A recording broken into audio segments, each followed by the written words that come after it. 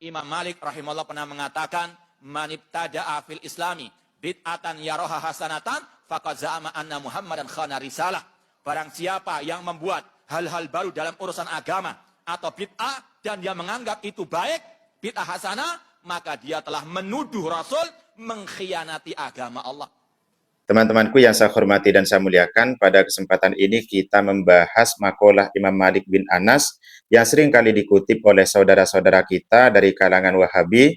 Mereka mengutip makalah Imam Malik, kemudian mereka mengklaim Imam Malik menolak adanya bid'ah hasanah. Nah teman-teman, sekarang kita bahas apakah benar Imam Malik itu menolak adanya bid'ah hasanah.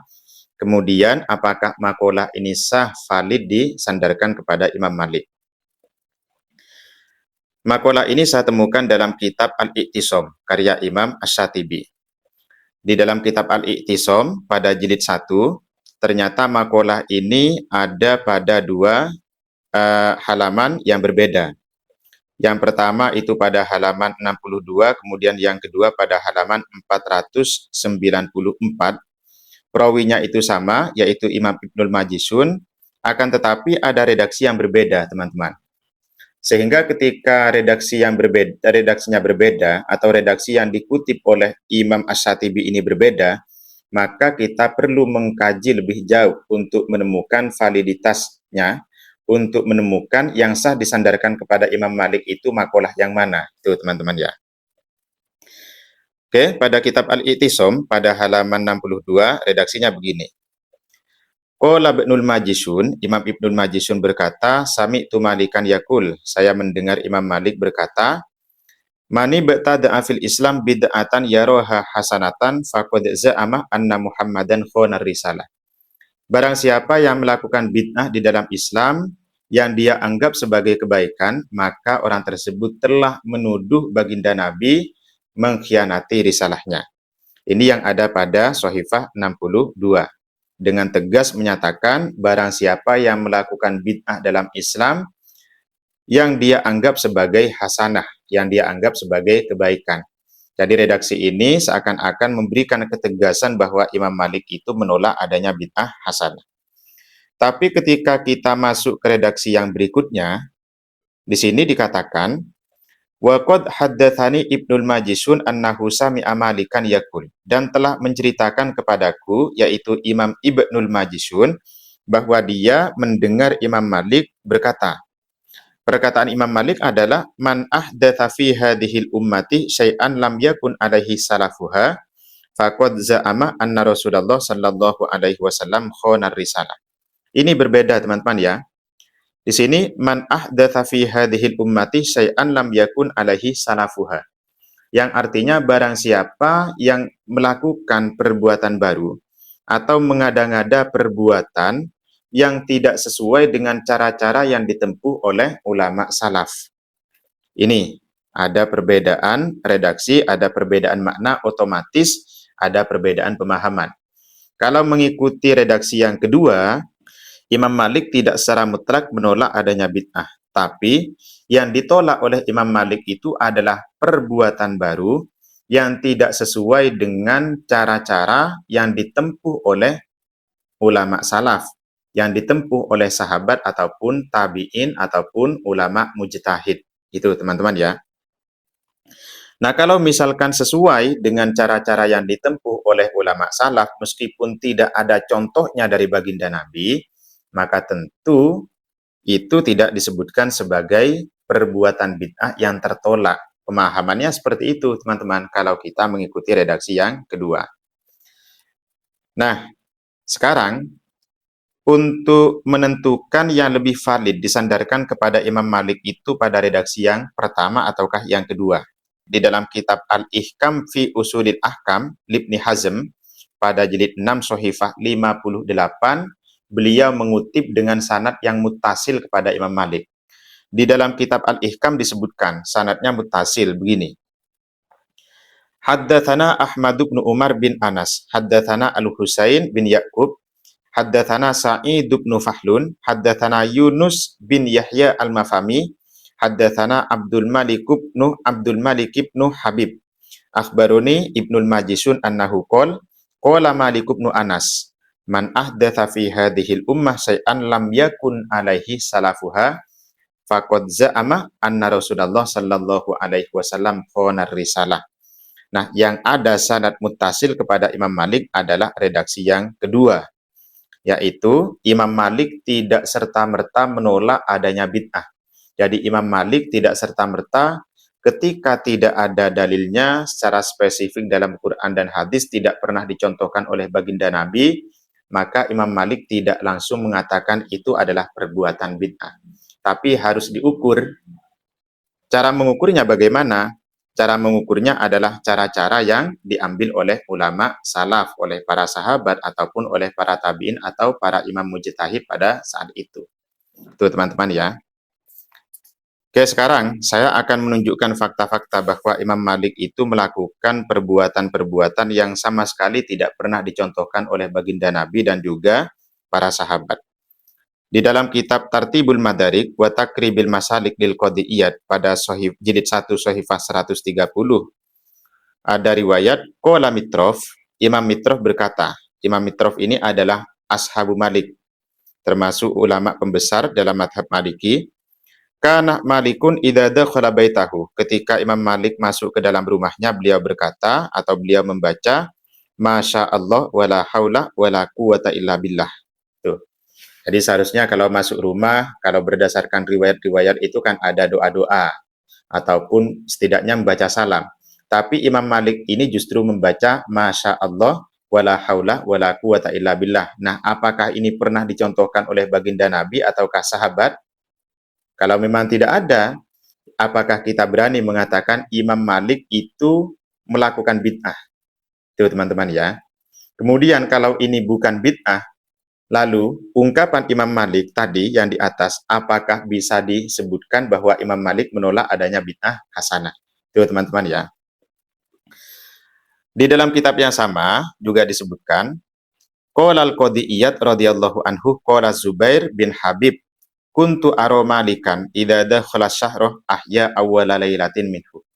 Saya pernah melihat Imam Malik ketika masuk bulan baru, Imam Malik menghidupkan malam pertamanya dengan kegiatan ibadah.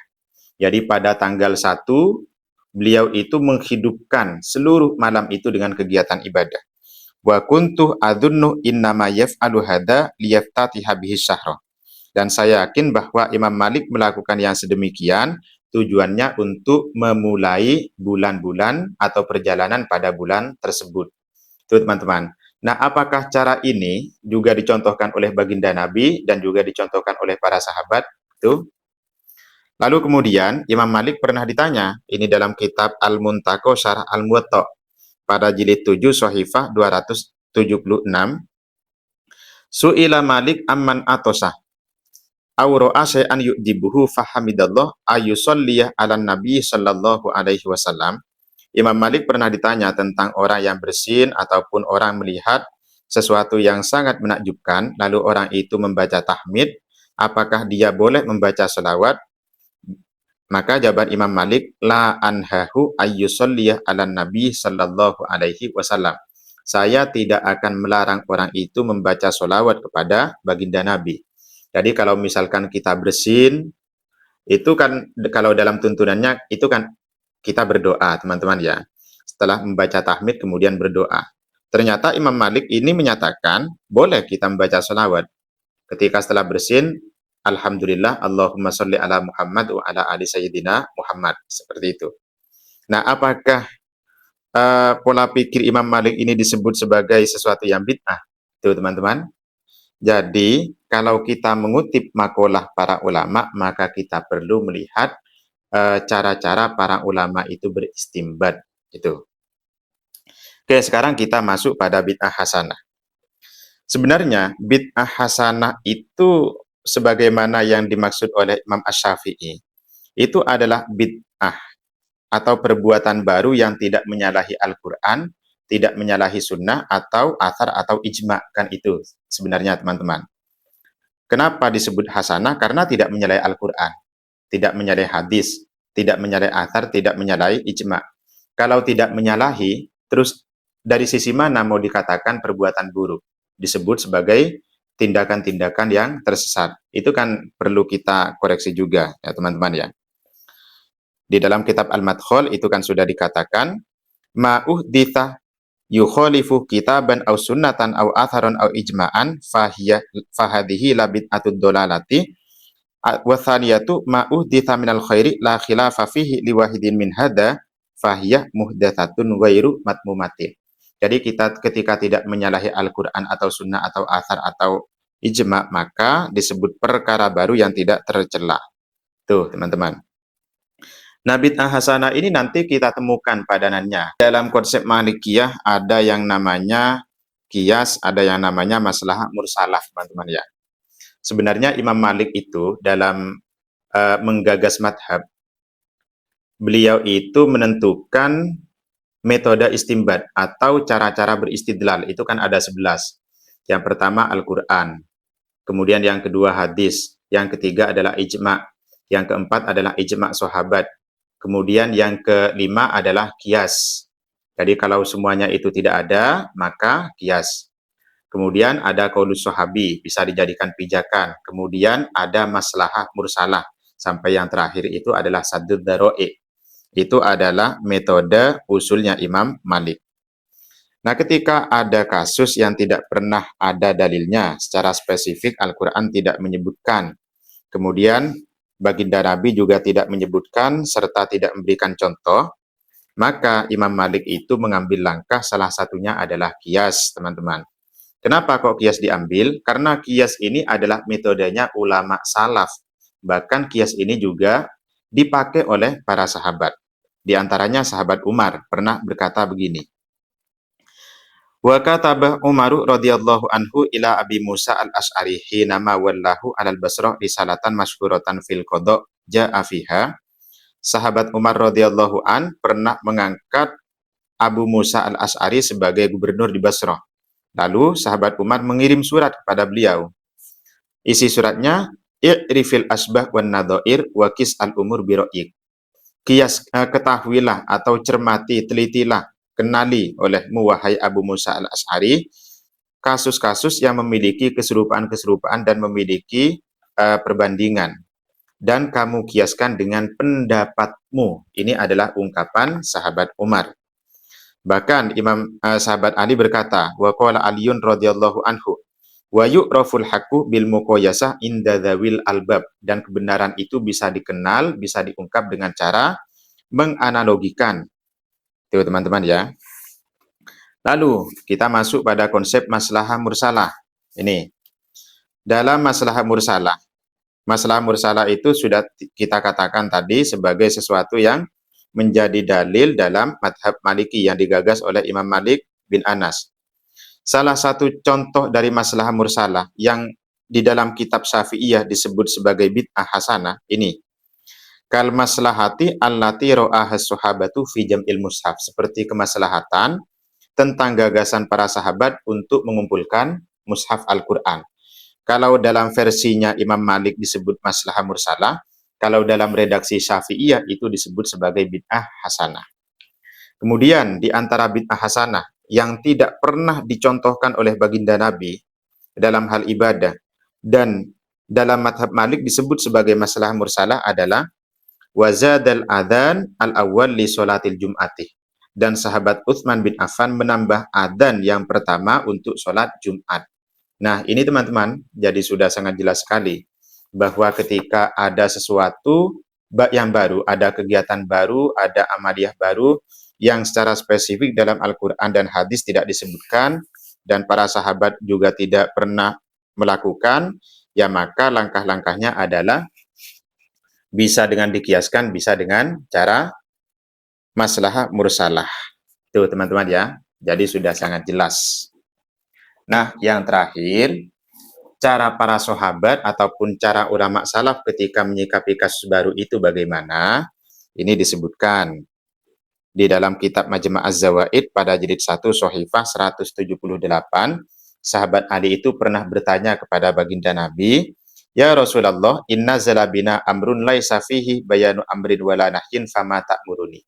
Wahai baginda Nabi, ketika ada persoalan baru, ada amaliyah baru, ada kegiatan baru yang tidak ada perintahnya dalam Al-Quran maupun hadis, tidak disebutkan dalam Al-Quran maupun hadis, tidak engkau contohkan, maka apa yang engkau perintahkan kepadaku?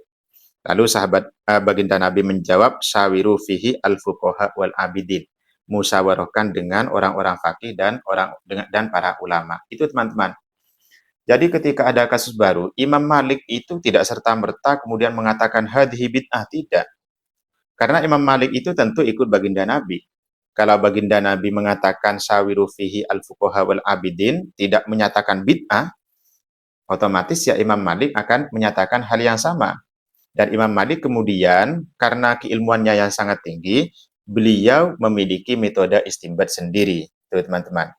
Dan metode istinbatnya ini tentu terinspirasi dari cara-cara para sahabat. Makanya Imam Malik dalam kitab yang kedua atau dalam riwayat yang kedua, lam yakun alaihi salafuha.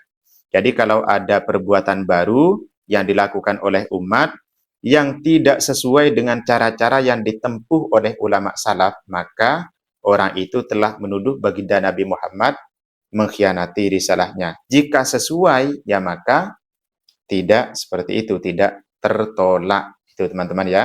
Jadi kalau kita ingin seperti Imam Malik, ingin seperti baginda Nabi, ya maka kita ikuti Imam Malik, yaitu bertanya kepada ahlul ilmi.